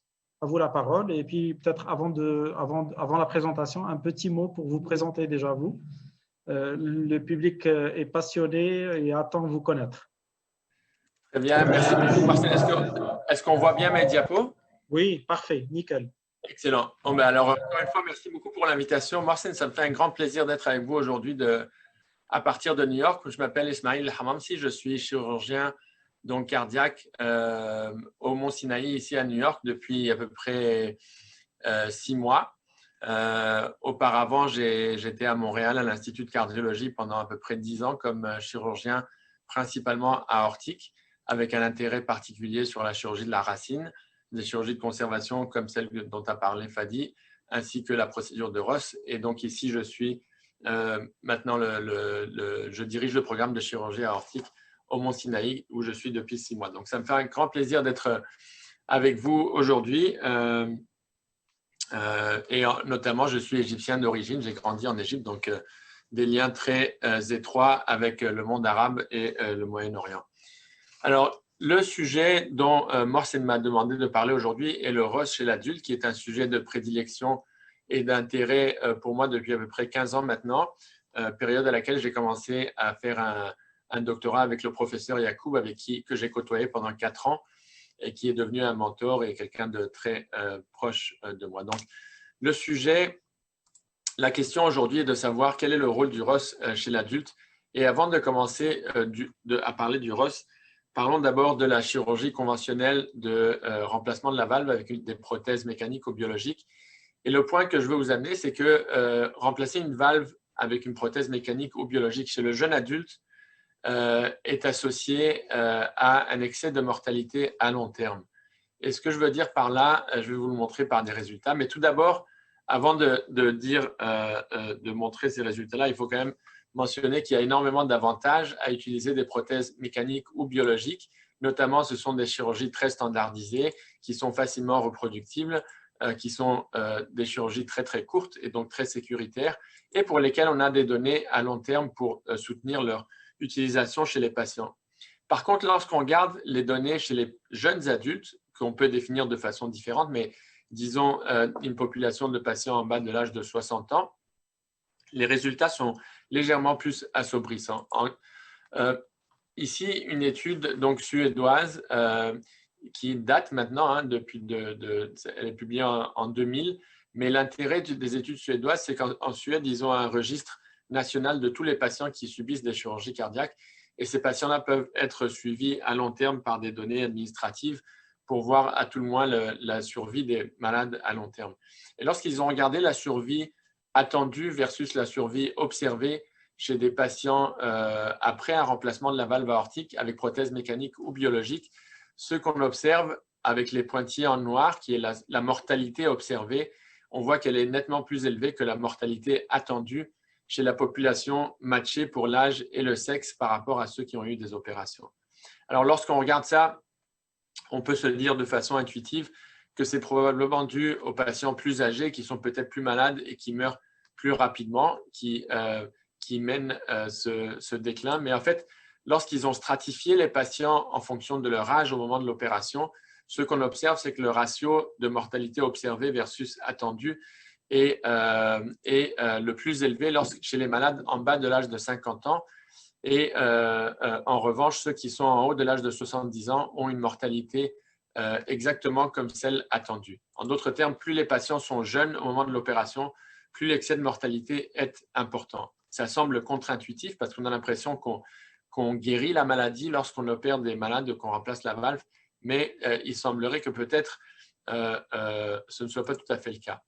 Lorsque j'ai commencé ma pratique donc à Montréal, je me suis posé la question également et on a regardé chez les malades qui subissaient des remplacements avec prothèses mécaniques, des chirurgies isolées électives, presque 470 malades consécutifs en bas de l'âge de 65 ans avec des prothèses donc contemporaines et on a exclu tout ce qu'on pensait pouvait influencer la survie à long terme, les chirurgies concomitantes, les dissections, les endocardites, etc., avec une moyenne d'âge de 53 ans au moment de l'opération et un suivi moyen de 9 ans, donc un suivi quand même assez conséquent. Et ce qu'on a observé, c'est que la survie des malades en bleu ici était nettement inférieure à celle de la survie de la population québécoise matchée pour l'âge et le sexe. Comme vous le voyez à 10 ans et à 15 ans, l'écart ne fait que se creuser. Et d'ailleurs, lorsqu'on combinait réopération, qui est un événement relativement rare après prothèse mécanique, mais pas zéro, et mortalité, la survie libre de réopération à 10 ans était de 82%. En d'autres termes, à 10 ans seulement, chez un malade de 50 ans qui subit un remplacement de valve mécanique isolé électif, un malade sur 5 était déjà mort ou réopéré et principalement mené par la mortalité plutôt que la réopération. Alors, on peut se dire peut-être on utilise de moins en moins de valves mécaniques aujourd'hui, on utilise de plus en plus de valves biologiques comme ça a été mentionné dans la première présentation, c'est vrai, mais toutefois, ça n'a pas tout à fait réglé le problème puisque ce n'est pas seulement à cause de l'anticoagulation qu'on voit cet excès de mortalité. Ça, c'est une étude du groupe de Cleveland où ils ont suivi plus de 3000 prothèses biologiques et la conclusion était relativement similaire. Chez les jeunes patients, la survie était pire que la survie attendue dans la population et c'est ceci d'autant plus si la valve qui était installée était petite, donc dans les contextes de mismatch patient-prothèse. Ici, une autre étude par Thierry Bourguignon, qui est un ancien fellow à l'Institut de cardiologie que vous connaissez probablement tous aujourd'hui. Il publie beaucoup sur le sujet, plus de 2500 malades avec prothèses biologiques. Et lorsqu'il compare la survie des patients versus la population française matchée pour l'âge et le sexe, en fonction de l'âge au moment de la chirurgie. Donc, vous voyez ici dans l'axe des X, l'âge des patients au moment de la chirurgie. En noir, la survie observée. En gris, la survie attendue chez la population française matchée pour l'âge et le sexe. Et vous voyez que plus les patients sont jeunes, plus l'écart entre la survie observée et la survie attendue est large. Un malade de 40 ans a presque 20 ans de vie amputée, mais même à 55 ans, il y a quand même un certain creux et finalement, c'est en haut de 70 ans que l'écart se réduit de façon considérable. Et finalement, la dernière étude, celle-ci récemment publiée dans le New England de l'État de Californie, presque 10 000 malades consécutifs qui ont subi des RVA biologiques ou mécaniques en bas de l'âge de 65 ans, qu'ils ont stratifié en fonction de leur âge. Donc, 45 à 54 ans, eh bien, la mortalité à 15 ans était de 26 à 30% que les malades aient une valve biologique ou mécanique. Donc, quasiment un malade sur 4 à un malade sur 3. Et entre 55 et 65 ans, même chose, à 15 ans, un malade sur 3 était mort. Donc, si vous, quand on y pense de façon quand même à tête reposée, ce sont des résultats auxquels on ne s'attendrait peut-être pas lorsqu'on libère les malades après chirurgie. On pense qu'on règle leurs problèmes, mais il semblerait que leur problème n'est pas tout à fait réglé. Donc, ce que je vous dirais, c'est que le remplacement avec prothèse conventionnelle chez le jeune est loin d'être une approche curative. Il s'agit au mieux d'une approche palliative et c'est pour ça qu'il faut essayer de penser à des solutions autres. Fadi a mentionné les chirurgies de conservation ou de réparation de la valve. Je vais vous parler du rôle du ROS. Avant de parler du ROS, j'aimerais juste essayer de penser à pourquoi on voit cet excès de mortalité après prothèse. Et je vous dirais que la réponse est probablement double, ou du moins les hypothèses. La première est une hypothèse hémodynamique et la deuxième est une question de biologie. Alors, tout d'abord, en termes d'hémodynamie, il faut toujours penser mismatch patient-prothèse lorsqu'on parle de jeunes adultes. Pourquoi? Parce que ça a été bien démontré maintenant, entre autres par le groupe de Québec, Philippe Ibarro, que le mismatch patient-prothèse, autant son rôle est peut-être ou son impact est négligeable chez les patients âgés, mais chez les jeunes adultes en bas de 70 ans, et plus les patients sont jeunes, plus l'impact du mismatch patient-prothèse est important sur la survie. Il est également important sur la dégénérescence des bioprothèses. Or, on sait qu'après remplacement de valve aortique, le taux de mismatch, l'incidence de mismatch patient-prothèse est un problème qui est réel. Dans cette revue systématique de la littérature, on voit que 40 à 45% des malades quittent l'hôpital avec un certain degré de mismatch, que ce soit modéré ou sévère. Et même dans les études récentes où on est beaucoup plus sensibilisé à la notion d'implanter des prothèses larges, ici l'étude Partner 3 qui compare les TAVI versus les chirurgies standards, vous voyez que le taux de mismatch modéré ou sévère est de 1 similaire dans les deux groupes. Donc le TAVI est loin d'être la panacée en termes pour régler le problème du mismatch. Mais chose certaine, le mismatch est un problème qui demeure très prévalent. Même avec des agrandissements de l'anneau, on a encore 30% des malades qui quittent l'hôpital en mismatch. Et d'ailleurs, juste pour un petit mot par rapport au TAVI, ça c'est le Partner 3, donc à 1 an, les données échographiques. Et je voudrais juste attirer votre attention sur le taux de gradient moyen en haut de 20 mm de mercure à 1 an seulement, donc des sténoses qui deviennent modérées. Et vous voyez que dans le groupe TAVI, on a 10% des malades qui sont déjà en sténose modérée 1 an seulement après l'intervention versus 5% dans le groupe chirurgical. Le deuxième point pour lequel je pense qui explique un peu ces différences de mortalité est une question de biologie. La racine, Fadi a de façon très éloquente montré le dynamisme de la racine aortique. Le dynamisme de la racine aortique et de la valve dépend énormément de sa structure. C'est une structure qui est vivante. La valve n'est pas juste une structure passive qui ouvre et qui ferme en fonction des changements de pression transvalvulaire. J'ai passé, comme je vous ai dit, 4 ans dans un laboratoire sous la supervision du professeur Yacoub. Le titre de ma thèse de doctorat était de Living Aortic Valve, donc la valve aortique vivante. Et en très bref résumé, je veux juste vous montrer cette diapo qui est une sélection d'un feuillet de valve aortique pour illustrer le point qu'une valve aortique est très similaire à un vaisseau sanguin. Il y a une monocouche de cellules endothéliales sur les deux côtés. Il y a une population de cellules interstitielles dans le corps du feuillet qui est composée de cellules musculaires lisses, donc qui peuvent contracter, et de fibroblastes et de myofibroblastes qui peuvent reproduire ou synthétiser la matrice extracellulaire de façon continue pour réparer les feuillets de façon permanente. Rappelez-vous qu'un feuillet de valve aortique ne mesure qu'à peu près 1/3 de millimètre en termes d'épaisseur. Ça ouvre et ça ferme plus de 100 000 fois par jour. Donc, c'est un vrai travail de création et aucune valve synthétique ne peut reproduire toutes les fonctions d'une valve aortique native. Ça, c'est juste une étude parmi tant d'autres dans la littérature au laboratoire où on prenait des feuillets de valve aortique qu'on mettait dans un système biaxial pour évaluer un peu les propriétés mécaniques des feuillets. Et c'est très intéressant, les feuillets de valve aortique ont des propriétés mécaniques différentes dans leur axe radial et circonférentiel. Et surtout, les feuillets de la valve aortique peuvent changer leur rigidité en fonction de différents agents, en fonction de la fonction endothéliale de la valve aortique. Tout ça pour illustrer le point qu'une valve aortique est une structure qui est hautement vivante et pas du tout quelque chose de très passif.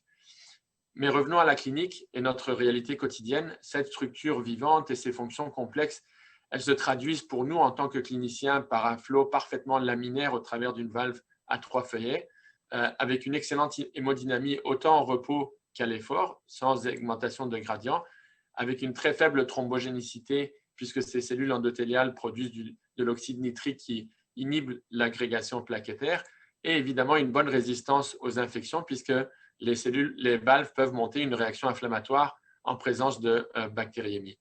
Or, lorsqu'on regarde les résultats à long terme après chirurgie valvulaire aortique, tous ces éléments que je viens de citer sont ceux qui déterminent le devenir clinique des malades, que ce soit en termes de survie, que ce soit en termes de complications reliées aux valves ou même en termes de qualité de vie.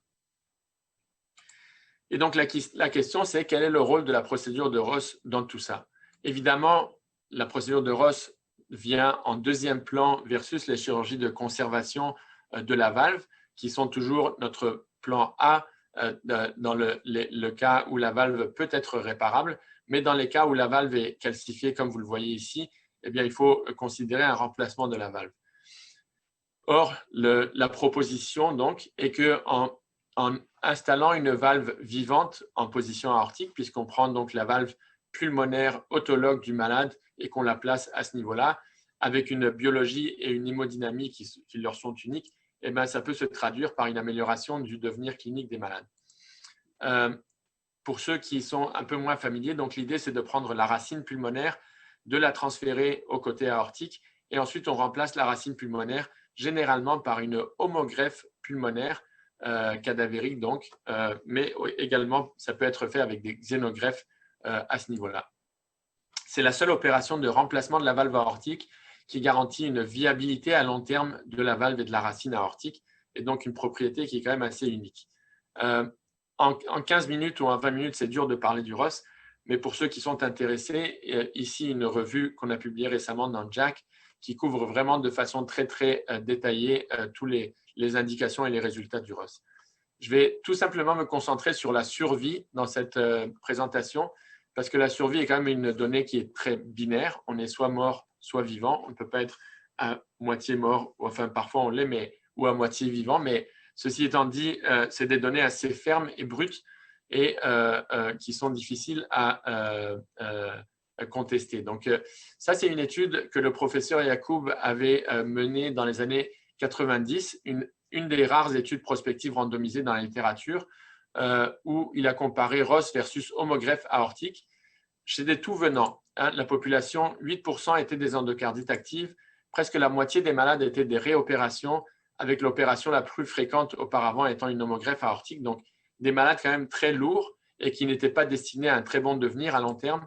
Et malgré tout, lorsqu'on regarde à 13 ans, la survie des Ross était exactement similaire à la population générale matchée pour l'âge et le sexe, versus les homogreffes, dont la survie était nettement inférieure.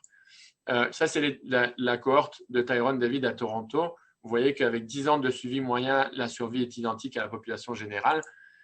À 14 ans, la même cohorte, encore une fois, la même survie que la population générale. Ça, c'est un registre allemand avec beaucoup de chirurgiens, plusieurs centres, presque 1800 malades. Et vous voyez qu'à 15 ans, la survie est identique à la population allemande matchée pour l'âge et le sexe. Ça, c'est une autre étude anglaise où ils ont comparé à partir d'un registre national ROS, mécanique et bioprothèse. Et vous voyez qu'avec un ROS, la survie libre de réopération est nettement supérieure que les deux autres groupes. Ça, c'est une étude australienne où, avec un propensity matching, ils ont comparé ROS versus mécanique et à 20 ans, il y a 10% de différence de survie. Et ça, c'est beaucoup d'autres études dans la littérature avec des suivis quand même relativement longs, tous plus de 10 ans de suivi moyen, et où toutes les études montrent le même signal, une survie qui est identique à la population générale. Et vous voyez que les études viennent de tous les continents, de plusieurs pays. Donc, il y a clairement un signal, mais ce signal, et il est le même, c'est que c'est la seule opération de remplacement de la valve qui, à ce jour, a permis de démontrer une restauration de la survie à long terme, à tout le moins jusqu'à 15 ans après le remplacement de la valve. Le seul problème du ROS, ou le talon d'Achille, c'est 1, le risque chirurgical, et 2, la durabilité de l'opération.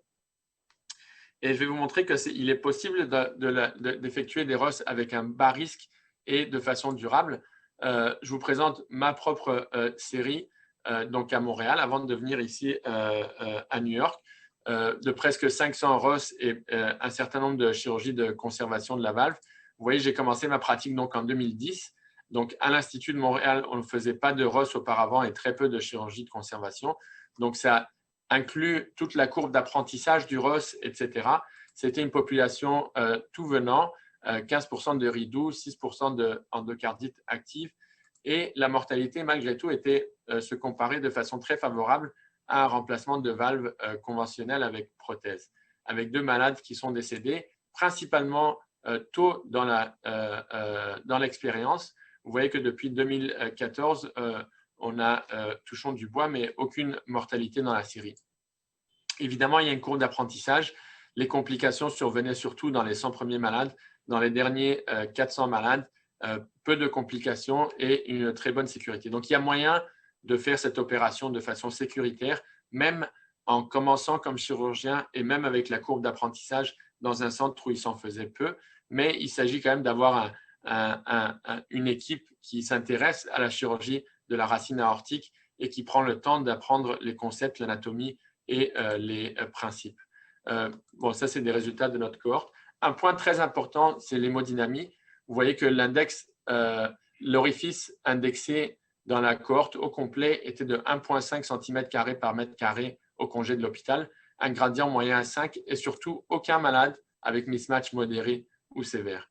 Et de façon importante, les gradients n'augmentent pas après le ROS parce que la valve pulmonaire ne se dégénère pas comme une bioprothèse. Donc, les gradients restent en bas de 10 mm de mercure au fil des années. Finalement, en termes de durabilité, effectivement, il y a des séries qui démontrent des hauts taux de réopération, principalement à cause d'une dilatation de l'autogreffe. Ici, l'étude, donc le groupe de Rotterdam qui ont abandonné le ROS à cause de ça, mais qui ont quand même analysé pourquoi ces malades-là dilataient. Et ce qu'ils ont remarqué dans leur cohorte, c'est que le gros de la dilatation survenait au congé de l'hôpital. En gros, très tôt, après l'opération, les malades avaient déjà dilaté leur autogreffe pulmonaire. Ce que ça nous dit, c'est que la dilatation entraîne une dilatation, la dilatation précoce, mais surtout que la technique est très importante avec le ROS pour éviter cette dilatation précoce. Et le temps ne me permet pas donc d'en parler, mais tous ces principes ont déjà été publiés et avec des vidéos. Je vais donc sauter un petit peu ces étapes. J'avais quelques vidéos à vous montrer, mais le plus important est de ne laisser que très peu de muscles en dessous de l'insertion des feuillets de la valve pulmonaire, parce que ce muscle infundibulaire, une fois la valve prélevée, devient nécrotique et ne confère aucun support à la valve, et de façon importante d'implanter la valve à l'intérieur même de la chambre de chasse du ventricule gauche. Vous voyez la suture qui sort très profondément dans la chambre de chasse, et d'éliminer et de mettre les points en fait juste à l'insertion du feuillet du côté de l'autogreffe pulmonaire. Avec tout ça, il y a moyen d'avoir une durabilité qui soit comparable à des prothèses mécaniques. Ici, le groupe de Toronto, où il ne voit aucune différence en termes de réopération à 20 ans. Et dans toutes ces études que j'avais mentionnées tout à l'heure, un taux de réopération qui tourne à peu près autour de 1% par année jusqu'à peu près 15 ans, ce qui sont des chiffres quand même très favorables compte tenu de l'âge des patients et du fait que leur survie est très bonne à long terme. Donc voilà, donc, dernièrement, il y a beaucoup de commentaires d'éditoriaux qui suggèrent de reconsidérer le ROS. Vous voyez ici Tyrone David qui dit qu'il s'agit de la meilleure opération pour traiter la sténose aortique chez le jeune et l'adulte d'âge moyen. Le groupe de Cleveland qui dit qu'il est temps de reconsidérer. Le groupe de Leipzig qui dit qu'il est temps de reconsidérer les guidelines. Donc, je vous dirais que le paradigme est en train de changer. La notion de juste discuter d'anticoagulation, de réopération chez le jeune doit être précédée maintenant par une discussion sur la survie et la qualité de vie, parce qu'on a assez de données maintenant pour soutenir ces notions-là. Et qu'en résumé, donc chez le jeune adulte, le type de chirurgie a un impact direct sur le pronostic à long terme. Les prothèses chez ces patients-là sont associées à un excès de mortalité à long terme versus la population générale, même chez des populations très sélectes de patients. Le ROS permet d'avoir des propriétés donc biologiques et hémodynamiques qui sont très particulières et peut se traduire donc chez les jeunes adultes par un risque opératoire similaire à la chirurgie standard, mais surtout par une survie à long terme qui soit restaurée, une hémodynamie qui est nettement meilleure, une excellente qualité de vie, et j'en ai pas parlé ici à cause du temps, mais des complications reliées aux valves qui sont donc inférieures qu'avec des prothèses en termes d'endocardite, de thrombose ou d'événements hémorragiques ou thromboemboliques. Donc, encore une fois, Mohsen, merci beaucoup pour cette invitation. J'espère que je sais que j'ai un peu dépassé mon temps, mais j'ai bien hâte à la séance de discussion qui va suivre.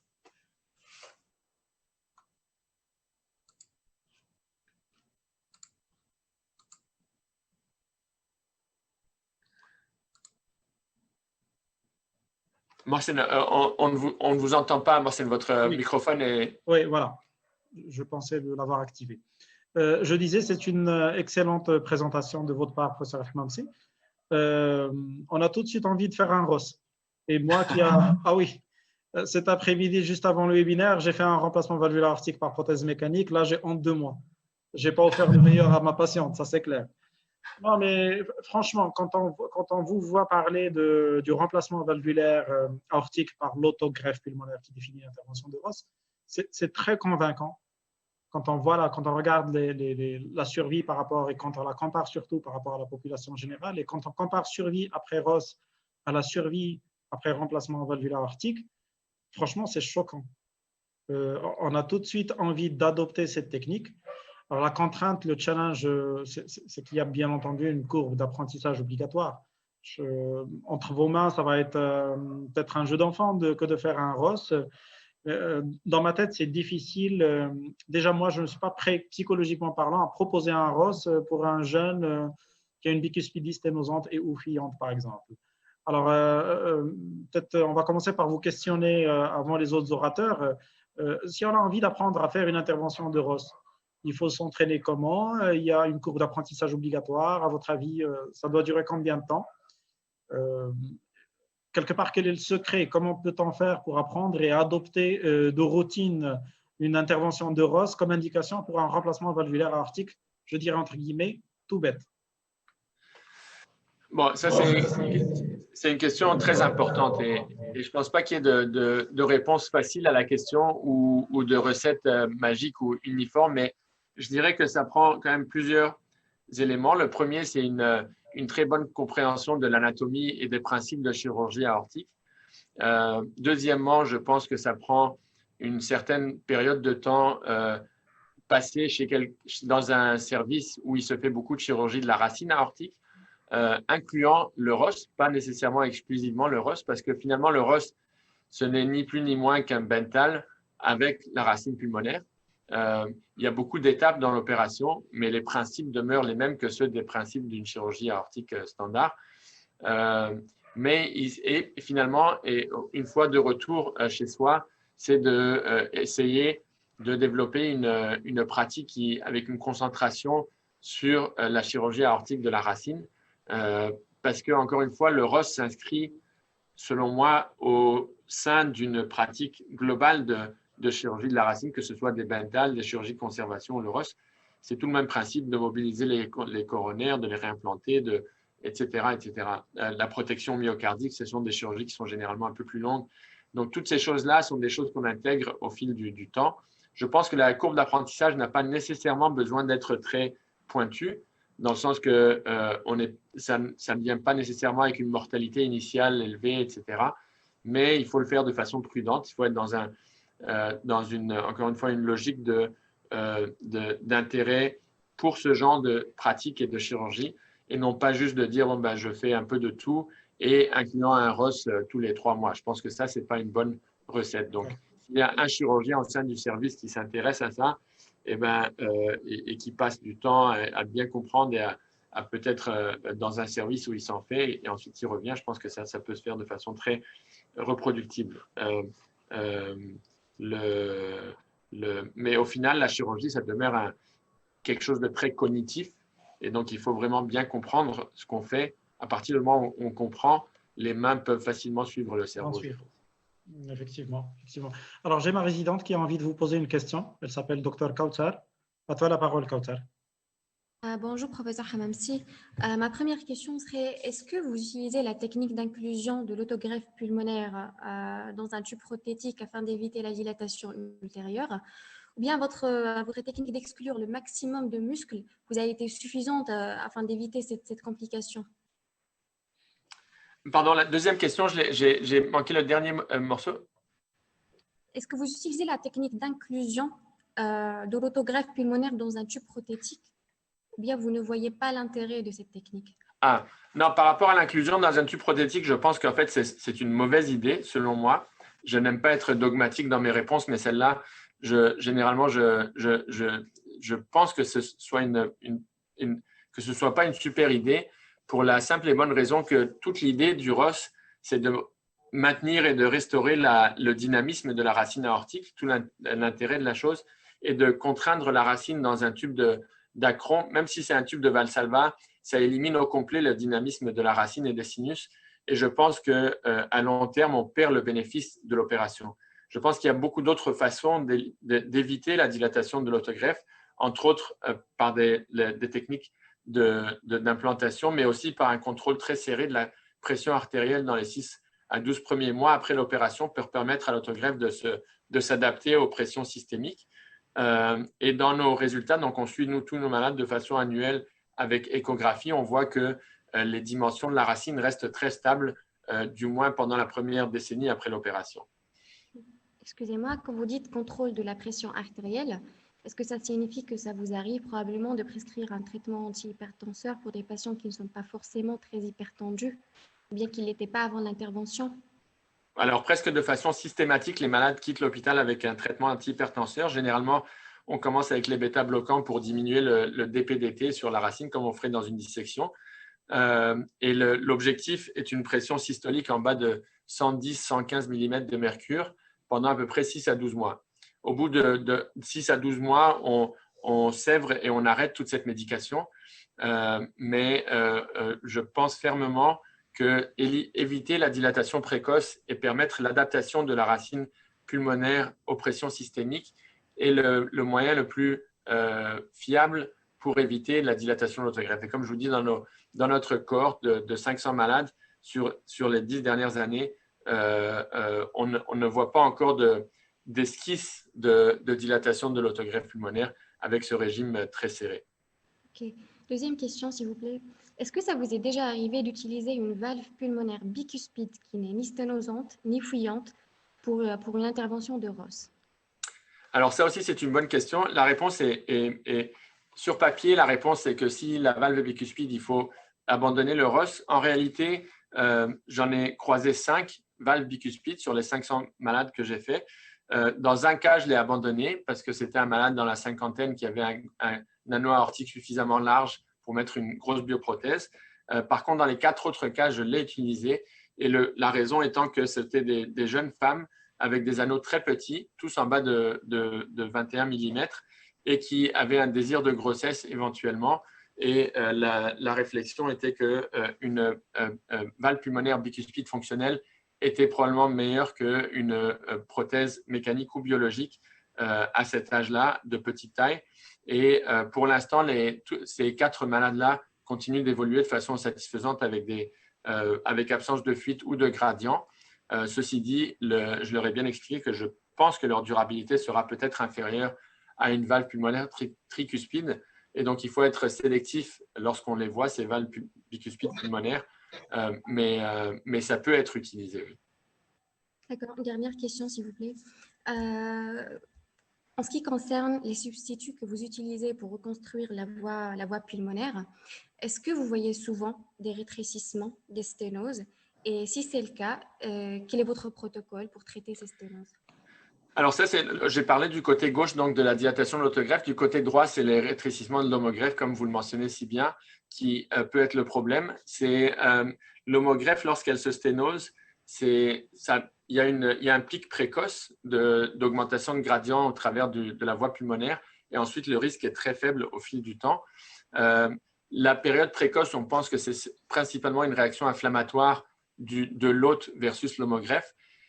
On essaye de mitiger ce problème de deux façons. La première, c'est d'utiliser des homogreffes décellularisés. Donc, on a accès à ça maintenant. Et ça semble avoir diminué de façon importante le risque de dysfonction précoce. On a un papier qui vient d'être publié dans le JTCVS sur presque 500 malades, une étude multicentrique qui démontre donc un risque initial très faible. Et deuxièmement, en installant des homogreffes un peu surdimensionnés, donc de 28 mm ou plus, pour mitiger le risque, ou du moins l'impact hémodynamique d'un rétrécissement précoce.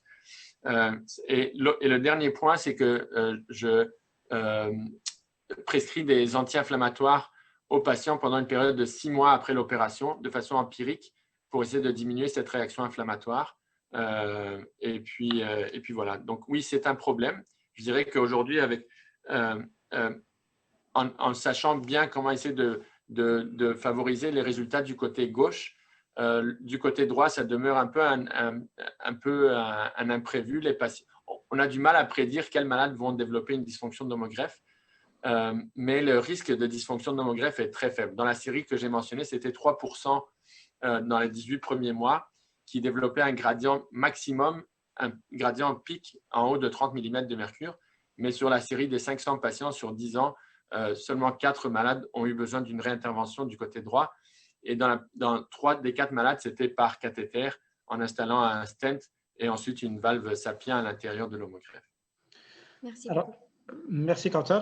Alors, nous avons Dr Lahmar Mohamed, qui est un chirurgien cardiaque d'Algérie et qui a envie de poser une question à Fadi Farah et puis une question à professeur Olivier Gegaden. Alors, si vous voulez activer votre micro, Dr Lahmar. Bonsoir. Oui, allô? Oui, si vous permettez, on commence par poser une question au professeur Farah, parce qu'il a un empêchement et on a envie de le libérer. Donc, vous adressez à professeur Farah en premier et puis à professeur Gegaden par la suite. Merci. D'accord. Bonsoir, professeur. Merci pour la belle présentation.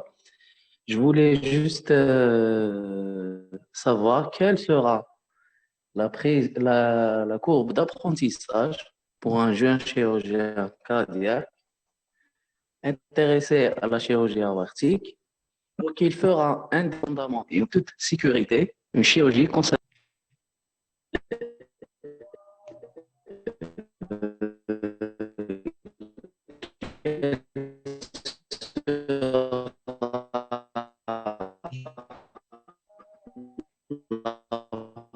la place de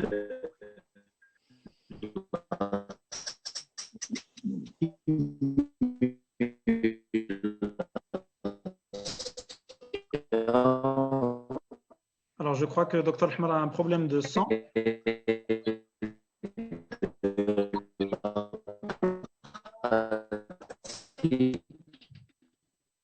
Délibéré. Merci.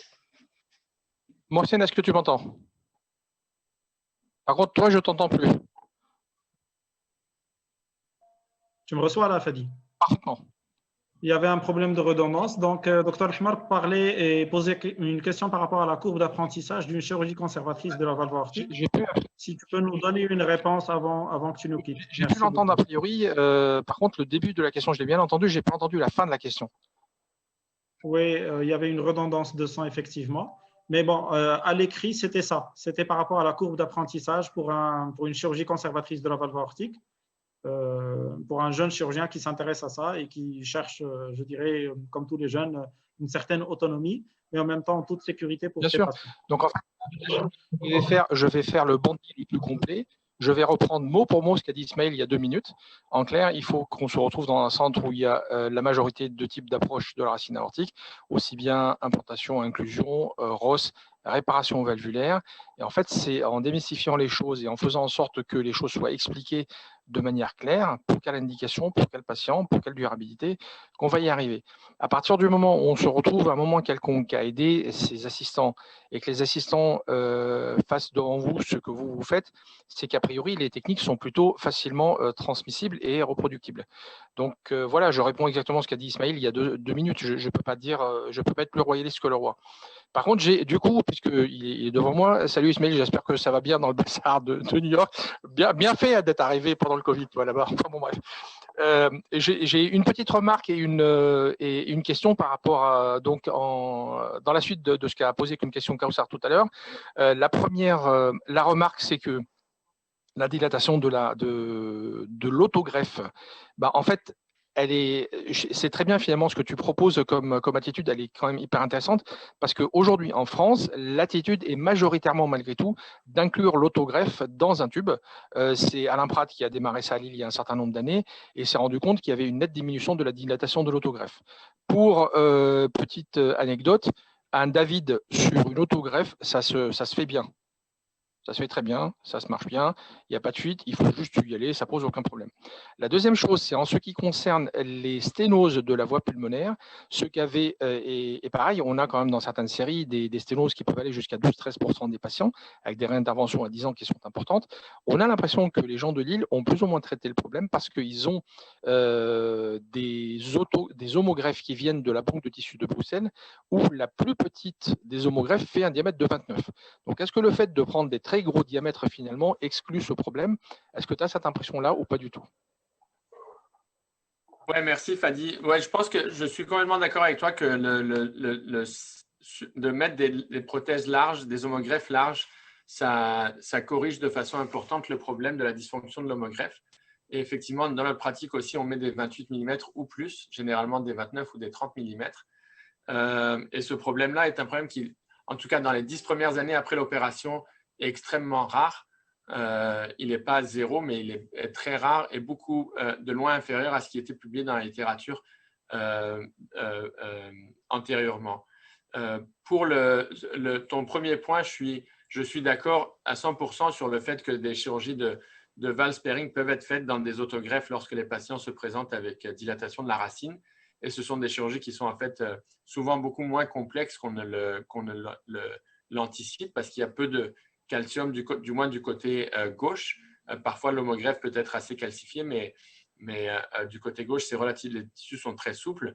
Par contre, je continue de penser que même si dans les 10 premières… Évidemment, de mettre l'autogreffe au moment de l'opération index dans un tube de Dacron, ça va éliminer la dilatation de la racine, mais je pense que ça introduit un autre problème qui est celui de rigidifier la racine aortique, d'empêcher le dynamisme de la racine et du coup d'annuler un peu le bénéfice, du moins théorique, de l'opération. Et ce problème-là ne va pas se manifester dans les 10 premières années, mais plutôt un peu plus tard, lorsqu'on va voir des… On va le savoir, mais enfin, intuitivement, je dirais que ce ne soit pas une super bonne idée. Il y a d'autres moyens, du moins, de contrer ce problème-là. Merci beaucoup pour toutes ces réponses. Alors, nous avons Dr Sarah Sadmi qui est de Monaco et qui a envie de poser une question. Sarah, tu es avec nous? À toi la parole.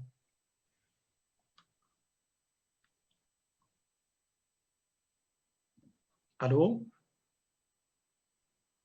Tu es toujours là, Sarah?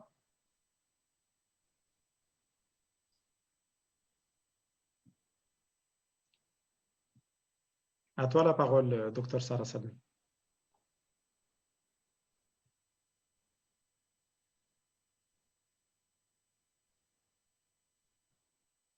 Si tu me reçois, tu peux activer ton micro pour poser ta question.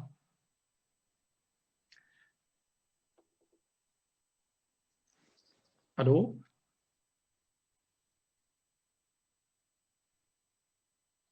Là, je pense que… Oui, allô. Voilà, on te reçoit maintenant, vas-y.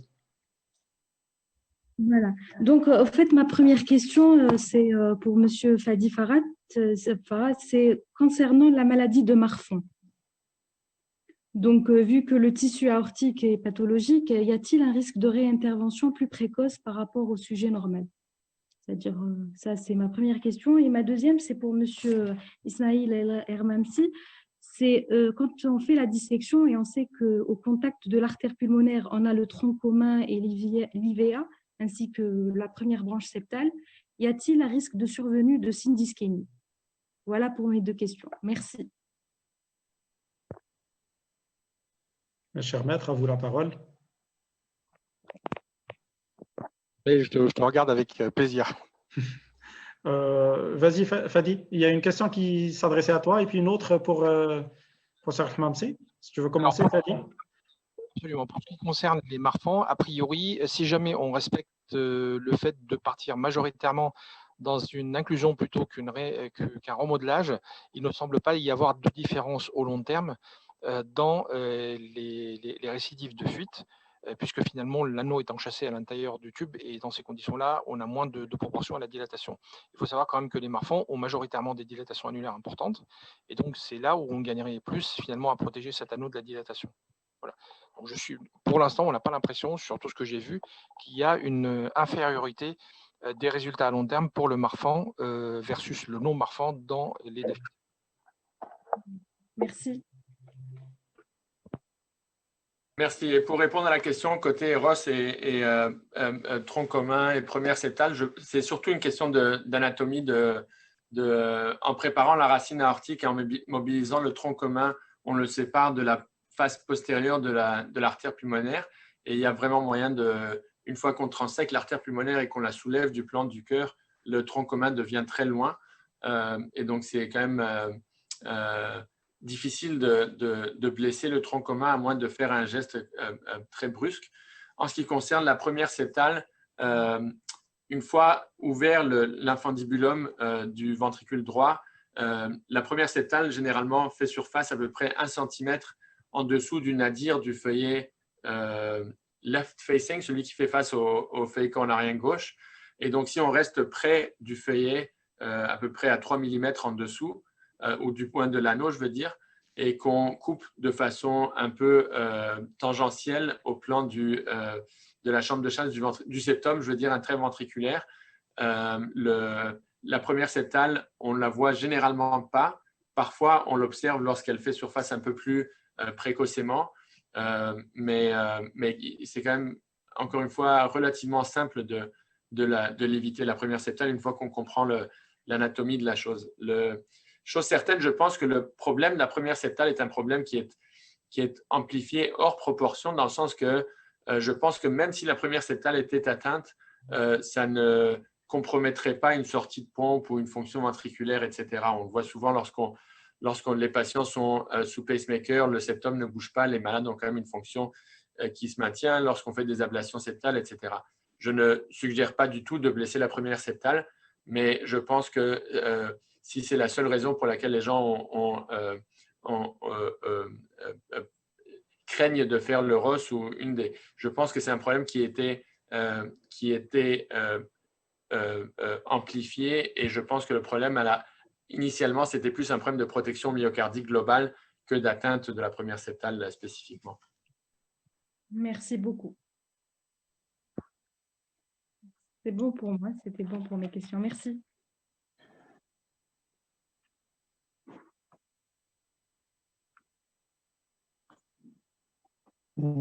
Excusez-moi.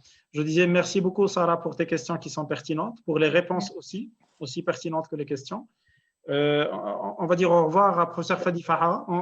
Je te remercie énormément, cher ami. Je te remercie au nom du bureau, au nom du public Teva, et je te dis à très bientôt. Désolé de t'avoir retenu si longtemps. Merci pour ta gentillesse et pour la qualité de tes présentations. Merci beaucoup, Fadi, et à très bientôt. À bientôt, merci. Au revoir. Au revoir. Au revoir, Fadi. Marcine, je vais malheureusement devoir vous quitter aussi parce que j'ai des patients qui attendent en clinique depuis déjà une demi-heure. D'accord. Merci, c'est très gentil. On se dit à très bientôt, cher professeur Hamamsi, et à la prochaine manifestation. Oui, j'espère bien. Merci bientôt. encore et merci Merci beaucoup. à Fadi et au professeur Gegaden pour leur présentation. Merci à vous aussi. Merci à vous aussi. Au revoir. Au revoir. Alors, allô, professeur Motakila, tu es toujours là? Allô, oui. Oui. Alors, je disais que c'était Motakila, c'est un ami intime. En même temps, c'est un professeur de chirurgie cardiaque, chef de service de chirurgie cardiaque à l'hôpital militaire de Rabat, qui est je dirais, une des extensions lyonnaises. Hein. C'est, j'allais dire, nous les militaires, moi un civil me comportant et me considérant comme militaire, on est tous passés par l'école lyonnaise. On est imprégné donc par cette école, par les attitudes, par les techniques chirurgicales, par les indications et les techniques chirurgicales.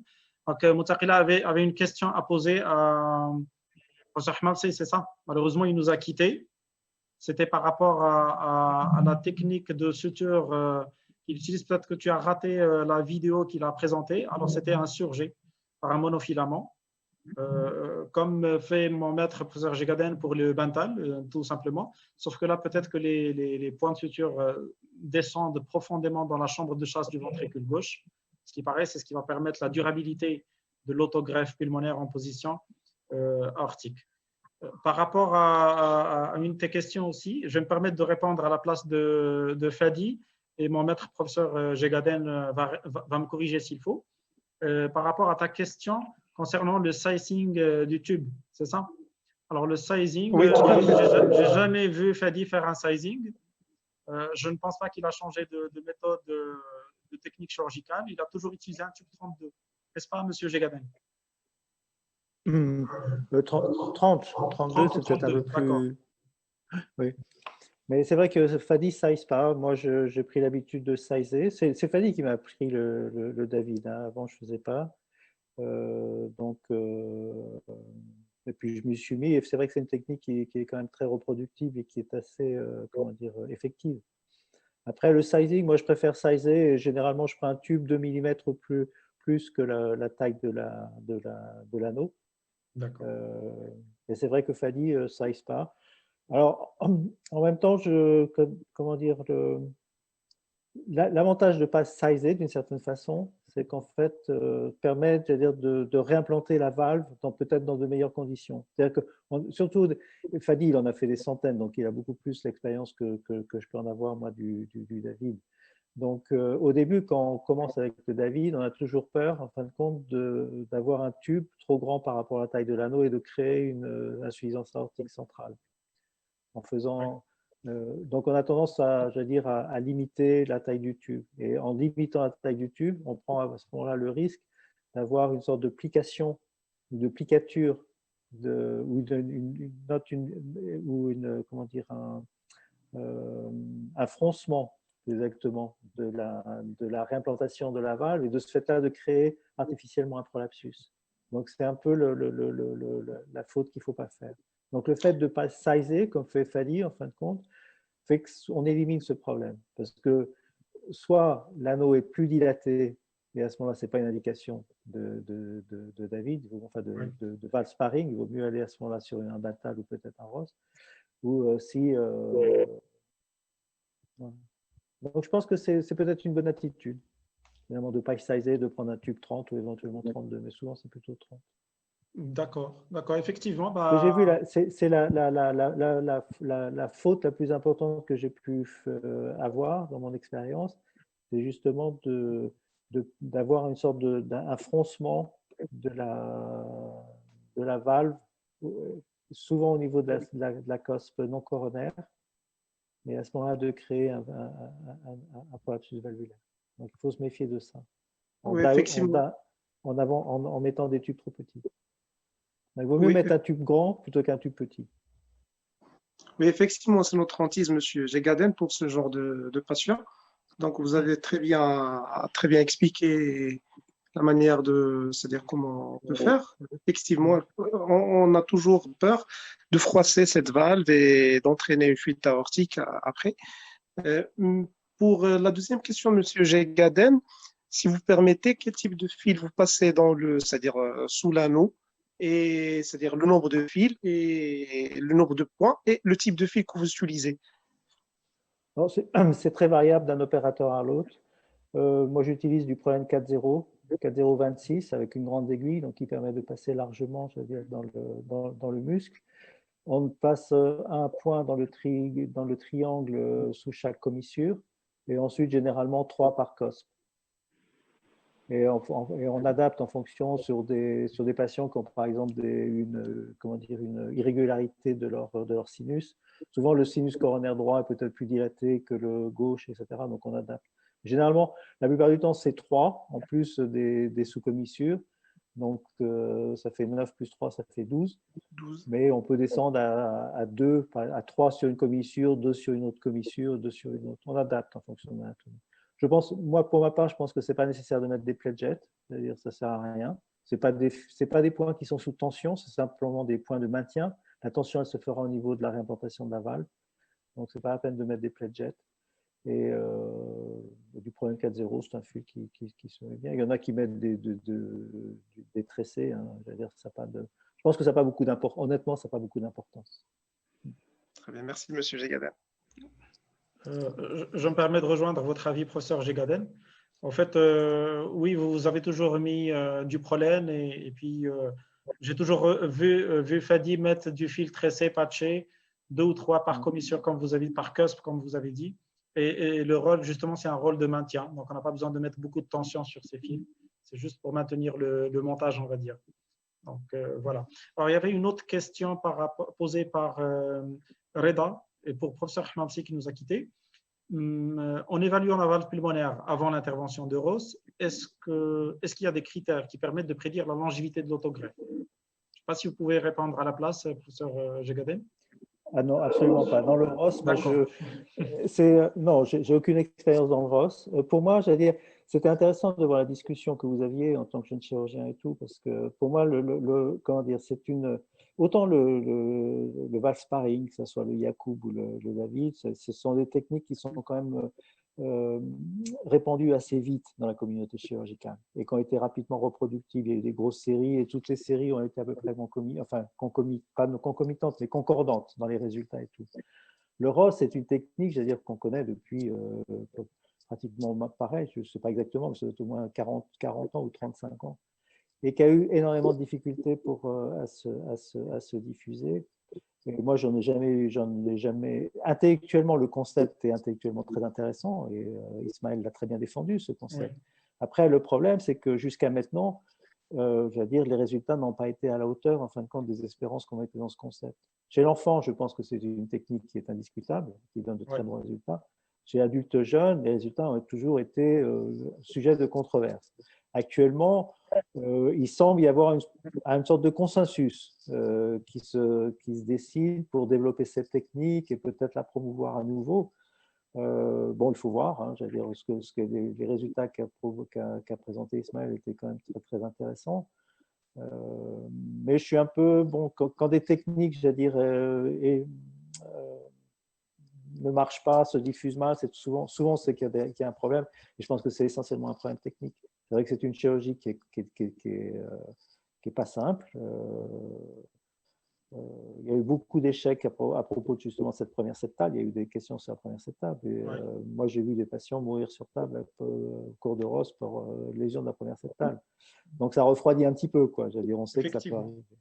Voilà. Donc, il faut… Bon, je pense que c'est… Mais le concept reste très intéressant. Donc, il faut continuer à travailler sur ce concept. Et puis, le fait qu'il y a des séries, grosses séries, qui commencent à avoir des résultats concordants et tout, doivent être aussi un facteur stimulant.